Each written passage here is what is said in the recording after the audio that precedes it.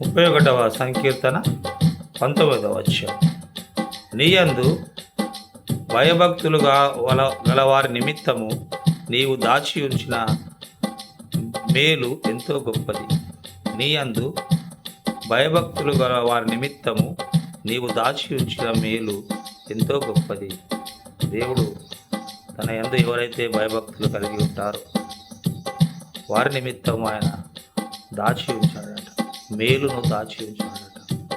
కొన్నిసార్లు మనకు కనబడకపోవచ్చు మనం దాచి ఉంచిన మేలు, మరి మనకి ఎప్పుడు అది అవసరమో దేవుడు అప్పుడే దాన్ని మనకు దయచేస్తాడు మన జీవితాలు. కొన్నిసార్లు మన తల్లిదండ్రులు కూడా మనకు దాచిపెడతారు, మనకు చెప్పరు. దాచిపెట్టి అది ఎప్పుడు అవసరం అప్పుడే మనకి ఇస్తారు.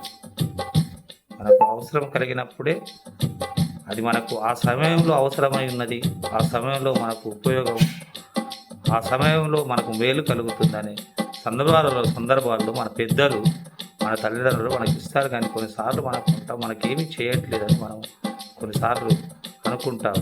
కానీ దేవుడు ఏమంటున్నాడు, నేను దాచి ఉంచిన మేలు ఎంతో గొప్పది, ఎంతో గొప్ప మేలును మీ కొరకు దాచి ఉంచారు. మీరు బాధపడొద్దు, దుఃఖపడొద్దు, సిగ్గుపడొద్దు, ఆ మేలు మీ కొరకు ఉంది అని ఆయన మాట్లాడుతూ, నరుల ఎడల నిన్ను ఆశ్రయించు వారి నిమిత్తము నీవు సిద్ధపరిచిన ఎంతో మేలు ఎంతో గొప్పది అంటున్నాడు. నరులు నిన్ను ఆశ్రయించు వారి నిమిత్తం, ఏ నరులైతే నిన్ను ఆశ్రయిస్తారో, దేవుణ్ణి ఆశ్రయిస్తారో, నీవు సిద్ధపరిచిన మేలు, సిద్ధపరిచి పెట్టాడు మేలు.